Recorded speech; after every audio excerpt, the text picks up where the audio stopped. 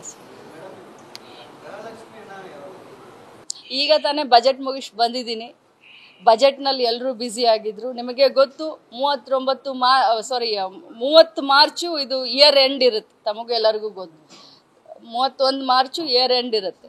So ಈ 31 March ಮುಗಿದ ತಕ್ಷಣ ಉಳಿದ 2 ಕಂತಿನ ಹಣವನ್ನು ಬಿಡುಗಡೆ ಮಾಡ್ತೀವಿ.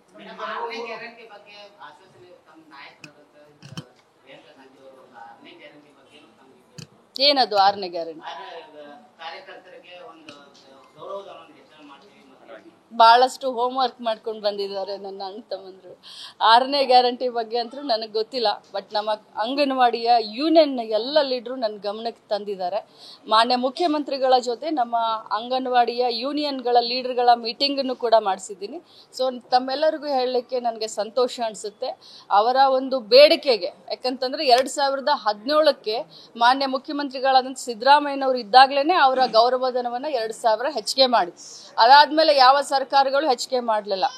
ಆಮೇಲೆ ಕೇಂದ್ರ ಸರ್ಕಾರ ಬರೀ 2000 ಕೊಡುತ್ತೆ. ಅದಕ್ಕೆ 9,000 ರೂಪಾಯಿ, 9,500 ರೂಪಾಯಿಯನ್ನು ರಾಜ್ಯ ಸರ್ಕಾರ ಕೊಡುತ್ತೆ ಗೌರವಧನ. ಕೇಂದ್ರದಿಂದ ಬರೀ 2,500 ಬರುತ್ತೆ. ಸೊ ಕೇಂದ್ರದಲ್ಲೂ ಕೂಡ ಸುಮಾರು 15 ವರ್ಷದಿಂದ ಅಂಗನವಾಡಿಯ ಕಾರ್ಯಕರ್ತರಾಗಲಿ ಸಹಾಯಕಿಯರಾಗಲಿ ಗೌರವಧನ ಹೆಚ್ಚಿಗೆ ಮಾಡಲಿಲ್ಲ.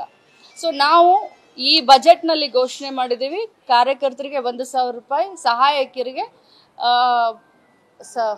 500ನ ನಾವು 750 ನಾವು ಘೋಷಣೆ ಮಾಡಿದ್ದೀವಿ. ಅವರು 6ನೇ ಗ್ಯಾರಂಟಿಯ ಬೇಡಿಕೆ ಏನಿದೆಯೋ, ಇನ್ನು 3.5 ವರ್ಷ ನಮ್ಮ ಸರ್ಕಾರ ಸದೃಢವಾಗಿದೆ. ಅಷ್ಟರೊಳಗಡೆ ಅವರ 6ನೇ ಗ್ಯಾರಂಟಿ ಕೂಡ ಈಡೇರಿಸ್ತೀವಿ.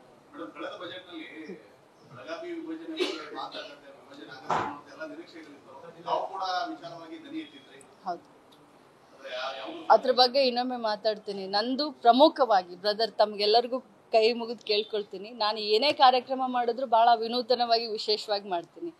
ಇದು ನಾಳೆ ಒಂದು ಕಾರ್ಯಕ್ರಮ ಮಾದರಿ ಆಗಲಿ ಅನ್ನೋದು ನನ್ನ ಆಸೆ. ಎಲ್ಲರಿಗೂ ಒಂದು ದಿನ ಅವರು ಬಂದು ಮನೆ ಬಿಟ್ಟು ಈಚೆ ಬಂದು ಸರ್ಕಾರಿ ಕಾರ್ಯಕ್ರಮದಲ್ಲಿ ಸರ್ಕಾರ ಮನೆ ಬಾಗಿಲಿಗೆ ಹೋಗಿ ಅವ್ರಿಗೆ ಮಾಡ್ತಾ ಇದೆ ಅಂದರೆ ಸರ್ಕಾರ ಕೂಡ ಈ ರೀತಿ ಮಾಡ್ಬೋದಂತ ಅವ್ರು ಆನಂದಿಸಬೇಕು. ಅದು ನನ್ನ ಇಂಟೆನ್ಷನ್ ಇದೆ. ಜಿಲ್ಲಾ ವಿಭಜನೆ ಆಗಿರ್ಬೋದು, ಇನ್ನೊಂದು ನೀವೇನೋ ಕೇಳಿದ್ರೆ ಅದ್ರ ಬಗ್ಗೆ ಆಗಿರ್ಬೋದು, ನೀವು ನಾಳೆ ಸಾಯಂಕಾಲ ಕೇಳಿ ನಾನು ಖಂಡಿತವಾಗ್ಲಿ. ನ್ಯೂಸ್ ಫಸ್ಟ್, ನಿರ್ಭೀತಿಯಿಂದ ನಿಮ್ಮ ಪರವಾಗಿ.